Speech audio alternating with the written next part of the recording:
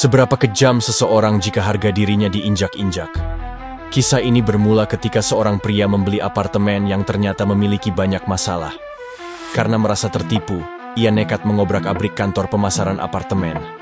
Di sana, dia menyerang seorang pelayan wanita yang sedang hamil 5 bulan dan seorang manajer rakus. Kedua korban tewas di tempat. Peristiwa ini viral dan tersebar luas.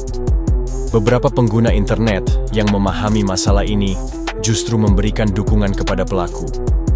Mereka bahkan menganggap bahwa tindakan itu pantas diterima oleh pihak perusahaan busuk itu. Pria itu bernama Pak Chun. Pak Chun adalah seorang sopir barang. Agar putranya bisa menikah, dia dan istrinya memutuskan untuk membeli rumah bagi anaknya. Mereka tertarik pada sebuah developer properti bernama Beicheng New Territory, yang dikenal sebagai penjual perumahan siap huni dan memiliki reputasi baik. Mereka pun pergi ke kantor pemasaran dan diterima dengan baik oleh sales cantik yang sedang hamil bernama Yaya. Berkat rekomendasinya, Pak Chun dan istrinya memutuskan untuk membeli sebuah rumah yang cukup besar di lantai pertama gedung 6. Karena harganya yang sangat tinggi, Pak Chun meminjam uang dari kerabat dan teman-temannya hingga berhasil mengumpulkan ratusan ribu yuan sebagai uang muka untuk membeli apartemen tersebut. Pada hari serah terima hunian, baru saja memasuki koridor, terdengar suara yang sangat berisik di tempat itu. Setelah mereka membuka pintu apartemennya, kebisingan itu tidak berkurang sama sekali, justru semakin keras. Bahkan lantai beton di bawah kaki mereka terasa sedikit bergetar.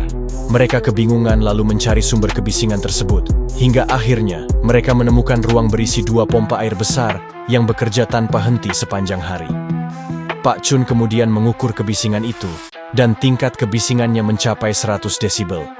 Pasangan suami istri itu langsung kebingungan. Mereka tahu bahwa perangkat tersebut tidak bisa dimatikan begitu saja, meskipun saklar pompa ada di depan mereka. Sebagai pasangan sederhana, mereka tidak percaya bahwa mereka sedang dicurangi oleh developer apartemen itu. Pak Chun yang menyadari adanya masalah langsung mengadu kepada Yaya. Sebuah rumah yang telah dibeli dengan harga ratusan ribu yuan ternyata tidak bisa ditinggali sama sekali. Hal ini jelas membutuhkan penjelasan yang memadai.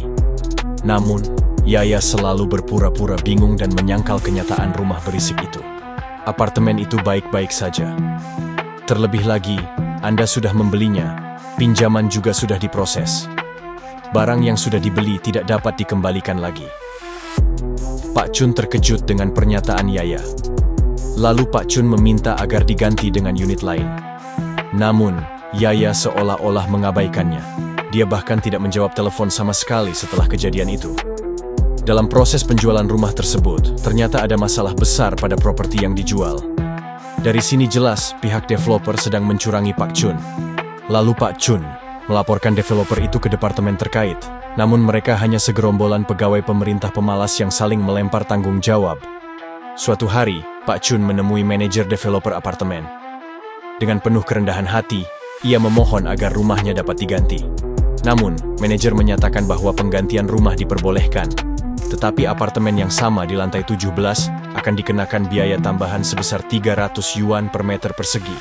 Hal ini berarti Pak Chun harus membayar tambahan sebesar 19.200 yuan. Pak Chun hanya bisa menerima kenaikan harga tersebut. Namun, pada hari pembayaran, manajer mengatakan bahwa apartemen di lantai 17 sudah terjual. Padahal terlihat jelas di sana masih kosong. Lalu manajer busuk kembali mencurangi Pak Chun. Dengan mengarahkan dia untuk membeli hunian di lantai 18, tapi dia menaikkan biaya menjadi 800 yuan. Lalu dengan entengnya manajer itu berkata, "Jika nggak punya uang nggak usah pindah, dasar miskin." Lalu mengabaikan Pak Chun begitu saja. Pak Chun pun pulang dengan sedih. Ditambah lagi terlihat istrinya yang sedang sakit tidak dapat pergi ke dokter karena uangnya sudah dibuat beli hunian busuk itu. Melihat keadaan yang menyedihkan itu, Pak Chun kembali menemui manajer itu, lalu berlutut memohon agar manajer berbelas kasih dan membantunya. Karena Pak Chun sudah menghabiskan semua uangnya untuk membeli apartemen busuk itu.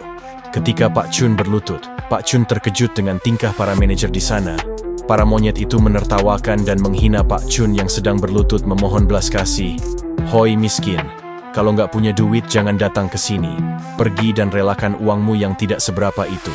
Bayangkan saja, Martabat Pak Chun sebagai seorang pria dan ayah diinjak-injak oleh developer hunian tidak bermoral. Kemudian Pak Chun berdiri dalam diam, lalu bergegas pulang. Sesampainya di rumah, Pak Chun membuatkan makanan untuk istrinya yang sedang sakit. Kemudian Pak Chun menulis surat bundir, lalu diselipkan di bawah bantal.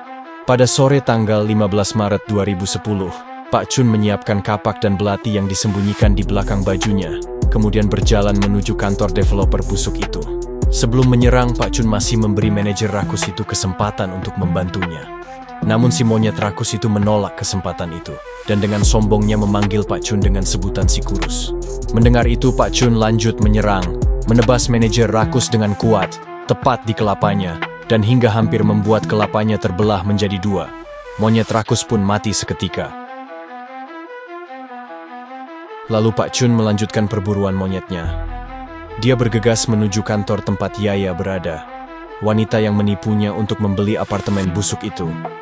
Dia menyerang Yaya dan bayinya dalam satu tusukan kuat.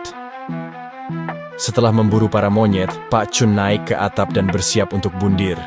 Dia menelepon polisi sebelum bunuh diri. Ketika polisi tiba, Pak Chun berdiri di tepi gedung, lalu menelepon keluarganya untuk mengucapkan selamat tinggal terakhirnya. Untungnya polisi datang tepat waktu dan berhasil menggagalkan usaha bundirnya. Pada 10 Januari 2013, Pak Chun atau Zhang Xinchun dijatuhi hukuman mati. Berbekal surat wasiat Pak Chun, polisi menjatuhkan pasal pembunuhan berencana padanya. Surat itu ditujukan untuk anaknya, dan surat itu berkata, "Hei anak manja, dengerin ibu, jangan bertindak ekstrim kayak bapak, gara-gara mau beliin rumah lu nih, dasar anak manja, dasar anjing." Terima kasih telah menonton video ini. Jangan lupa untuk memberi like, subscribe atau berlangganan, dan mengaktifkan notifikasi agar tidak ketinggalan video menarik lainnya. Dukungan Anda adalah kekuatan bagi kami. Setiap tindakan kejahatan harus mendapatkan perhatian serius, dan kita semua memiliki peran dalam menciptakan dunia yang lebih aman. Sampai jumpa di video selanjutnya.